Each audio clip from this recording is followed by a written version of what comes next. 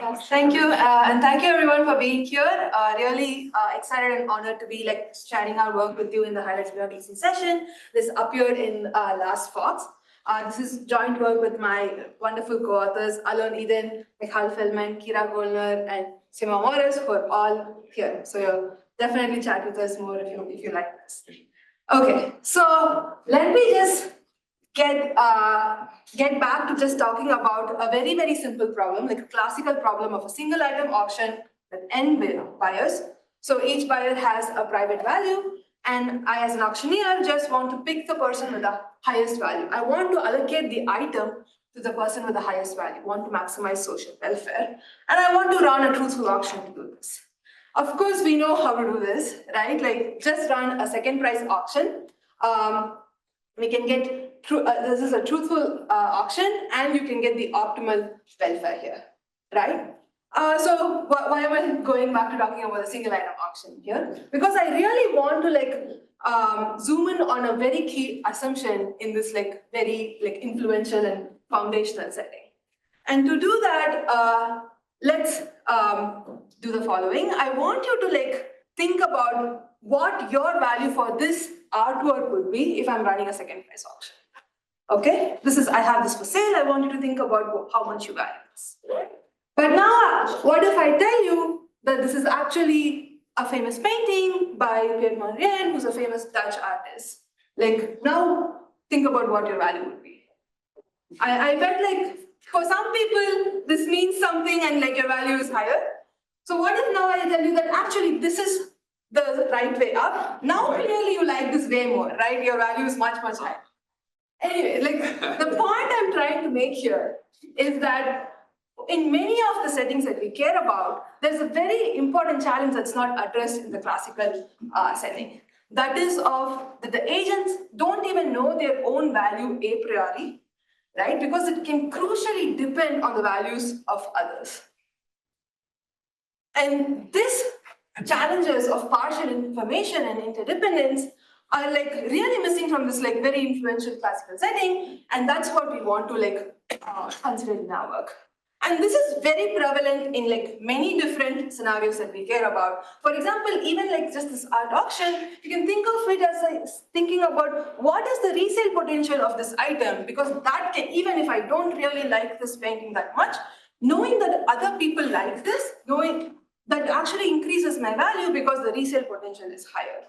Right? So we want to be able to think about these very rich and interesting practical applications. And for this, the celebrated work of Milgram and Weber introduced the model of interdependent values to study these rich settings formally. They built upon the works of Wilson, and they won the 2020 Economics Nobel Prize in part for this contribution. So again, here we are just in the single item setting, and we have n agents. So in this model, each agent I has a private signal Si. So this is their private information that they have about the item, knowing that this is actually a famous painting that has recent hype, or even just telling people that this is how much I like it, right? Some private information that they have about the item. And they also have a valuation function that aggregates all the agent's private information into a value for the item. So an agent's value for the item is going to be VI of all the signals S1 through S. And you can think of these valuation functions as monotone in all agents and being publicly known. And for example, the resale model can be kind of nicely abstracted by this following way in the interdependent values model. Okay. So this is a very, very influential model that has had a long line of literature both in economics and computer science. In particular, in economics, it turns out that this is, even though it's a much more realistic setting, it has very strong impossibility results. So if you recall, in our classic setting, we can get truthfulness and optimal welfare with just a simple second price auction. Here, that is only possible if you have some very strong assumptions on valuation functions, in particular called the single crossing assumption, right? And in a lot of work have been going on assuming this assumption and have only focused on this, and we didn't really have any sort of way to talk about what can we do beyond single crossing? Like, how can we even talk about what is guaranteed? And this is where a lot of like recent work, like in the past 5 years or so in computer science, looked beyond the single crossing assumption through the lens of approximation. And in particular, I want to highlight one line of work that considers valuation functions that are sub-modular over signals. That is, the signals or the informations are like complementary. I'll get back to defining it later. In this setting, we can have a truthful mechanism that gets a constant approximation to the optimal welfare, right? But in all of these works, in all of these prior works, there is a key assumption that is really, really required, that the valuation functions of the agents are publicly known. So the only private information of theirs is their signal. But is this really like a very reasonable assumption in many settings?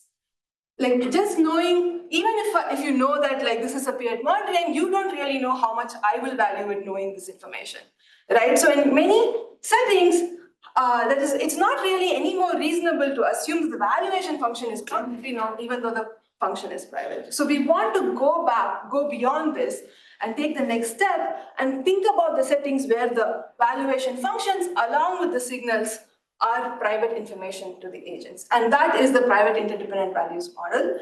And this was introduced by Goldner and Zheng in Sora 22. And they considered the setting where both the signals and the valuation functions are going to be given as input to the auctioneer from the agents. And now again, we want to find a feasible allocation and a truthful auction that maximizes social welfare. So just to like quickly clarify what I mean by all of these things, feasible allocation just means that I don't want to over allocate my single item. I want to make sure that I only give the item to one person in expectation, and or like the sum of probabilities is at most one.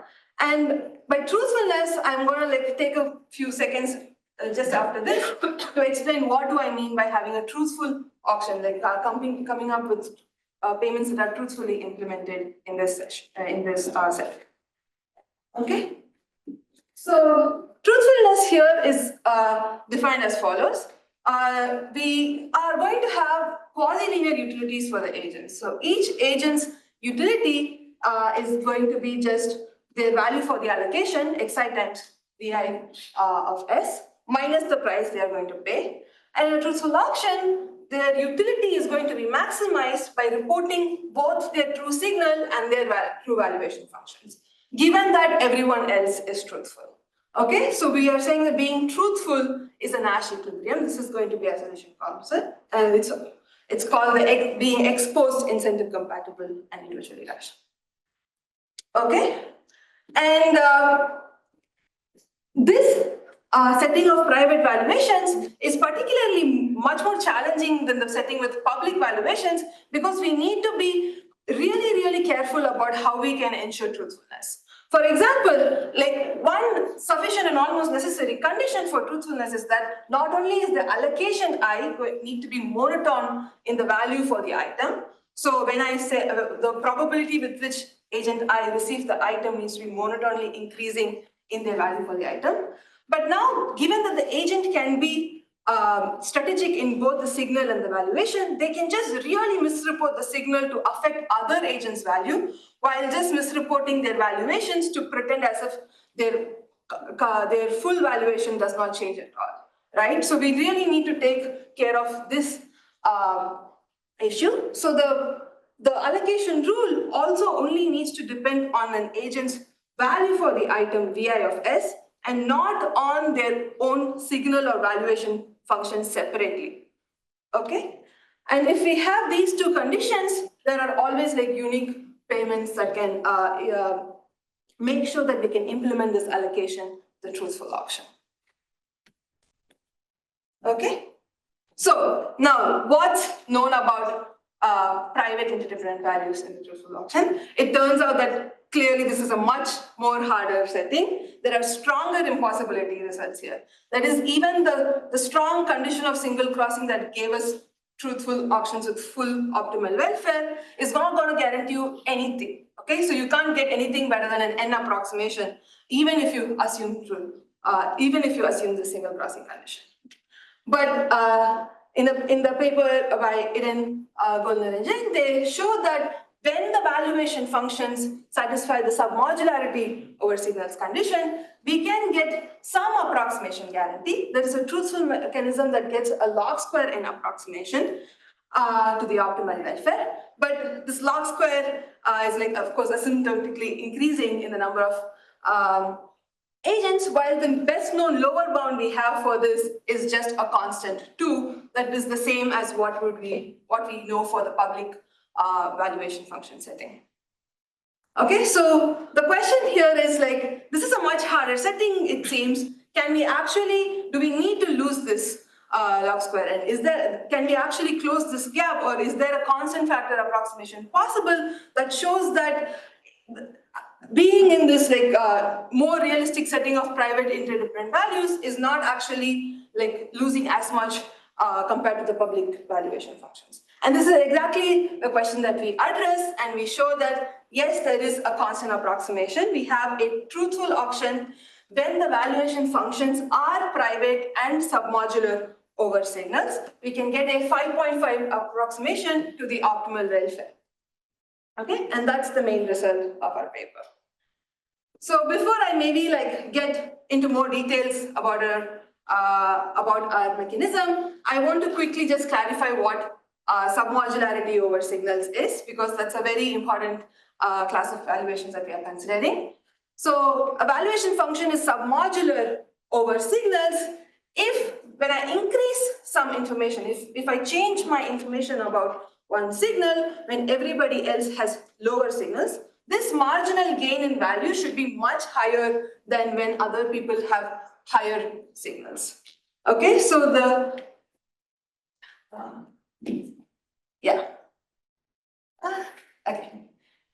so when I increase Sj by something when S minus J's are higher, this increase should be lower than when S minus J's are lower. Okay, so this is a very natural class of valuation functions that capture like how our sensitivity to information should matter more when other people's information are not like high enough. Okay, that the information is like complementary. Okay, so with this, I'm going to like spend a few minutes here talking about what our mechanism is and give you some intuition about how we go about giving our constant approximation. So this is our mechanism, but you don't have to like understand the whole mechanism immediately, because there's a lot of actually bells and whistles added to this. So I want to kind of remove them and just look at like a very, very simple mechanism underneath this as a warm-up, and kind of give you an intuition for how we built this up, and also like why that simple mechanism is not enough and why we need these additions. Okay, so let's look at our warm-up mechanism. So the mechanism is as follows. I'm going to elicit signals from everybody and valuation functions. Actually, all I need to know is that given S1 through Sn, what is your value and what is going to be your lower estimate when ignoring each signal individually. Okay? And then I'm going to mark each agent I as a candidate if and only if the following ones. Their value for the item, when you look at all the signals, should be better than everybody else's lower estimated value when you ignore I's signal. Okay? Because clearly, if this is not even true, there is no way their value is actually the best value, so we should not be accepting them. So they get 0 probability if this condition does not hold. Otherwise, they're going to have some non-zero probability of being awarded the item. So now for each candidate, I am going to say that like I'm going to give them with some constant probability, let's say probability half of getting the item. Okay, is the warm-up mechanism clear? So you might be wondering like, okay, is this going to be a truthful mechanism, or is this even like a feasible mechanism? Am I over-allocating the items here by like promising everyone a probability half of getting the item? So let's look at this more carefully. Here is the truthfulness check, and I want to tell you that this is actually going to be a truthful mechanism. Why is that? Only the candidates are going to have non-zero probability or a fixed probability of getting the item. And clearly being a candidate is going to be monotonically increasing with your value. As your value VI of S increases, you have more and more probability of actually being a candidate. And moreover, whether or not you're a candidate only depends on your whole value as a whole and does not use other information about you. For example, we completely ignore the signal SI when we do the candidate check, when we compare other people's lower estimates with my value, right? So as I said, when these two conditions are held, we can always implement this truthfully. So this is indeed a truthful option. Yeah. Clarifying question. Yeah. So you're going to compute the payment based on the Mauras thing? Yes, it's going to be very, very close to the Mauras thing. Exactly. Yeah. So that's why you're focusing on the allocation. Yes, yes. The payments are going to happen magically. We don't have to worry about the payments. Yeah. Good. So this means that our allocation is actually going to be truthful. We can truthfully implement the allocation. Okay, so next let's think about whether this mechanism is even feasible. So for this, I want to kind of do a little bit of cheating and assume that I'm in a very restricted setting where my valuation function is only dependent on one signal. Okay, so this buyer I valuation is only affected by some signal Sj. So here I claim that we are going to have a feasible allocation. Why? Consider the agent with the highest value. Clearly, they will be a candidate because their value is greater than everybody's true value, which is greater than their lower estimate. So they are going to be a candidate, but who else can be a candidate here? Only the agent J who actually affects the value of I can be a candidate in this setting. This is simply because anybody else needs to, when we do the candidate check, their value needs to be greater than the highest value because they don't affect I's value otherwise. So clearly that's not possible. But there is a possibility that J could be a candidate because they are actually affecting the lower estimate of agent I. So there's at most two agents here who can be candidates here. So I have a feasible allocation, right? Because I gave each agent only a probability of half. There's at most two agents. So we actually have a feasible allocation in this case. And moreover, since the person with the max value is always allocated and they get allocated with probability half, we have a two approximation to the optimal welfare. Cool? But of course, I cheated here. We are in this very, very restricted setting, and that is obviously not satisfied by submodularity, submodular valuation functions, because all n agents can actually affect my value and decrease my value. But the nice property of submodularity is that it is self-bounding. If I add up how much each agent actually decreases me, this cumulative change is actually only going to be bounded by the value Vs to begin with. In particular, if I add up how much Vs is decreased to V0 and over all the agents, this total sum is at most V of S1 through Sn. So this means that there is at most one agent J who actually decreases the value V by more than a factor 2, right?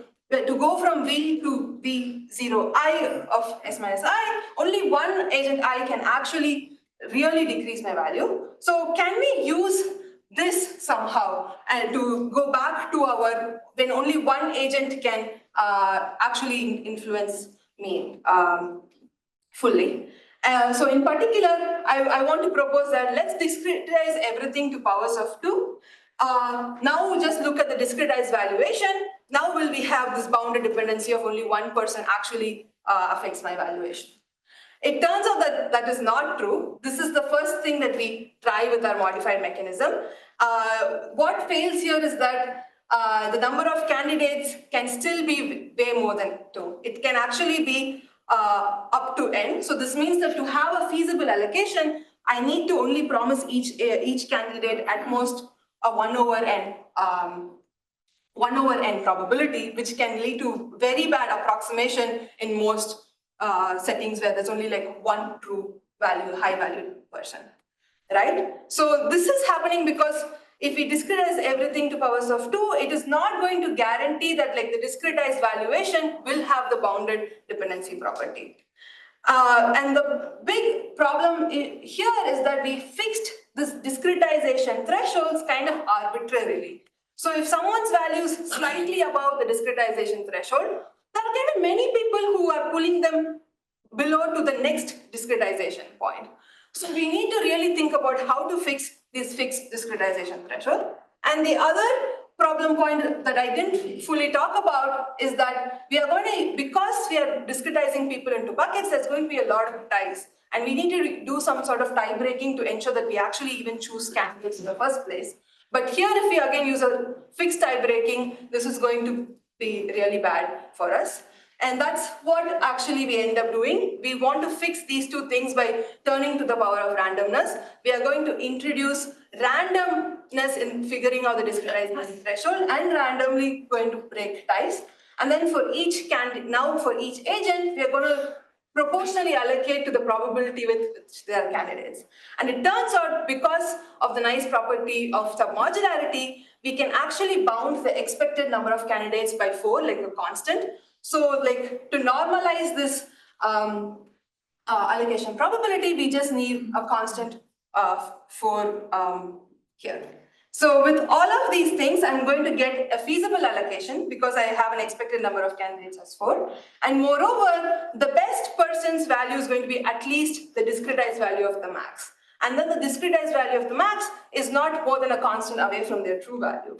Putting these things together, we see that the expected welfare of our algorithm is actually a constant times the maximum value. And that's what our main theorem is. We also have a lot of like extensions that I don't want to like get into right now. And I will wrap up by just having the future directions in the slide. Thank you so much, Phil.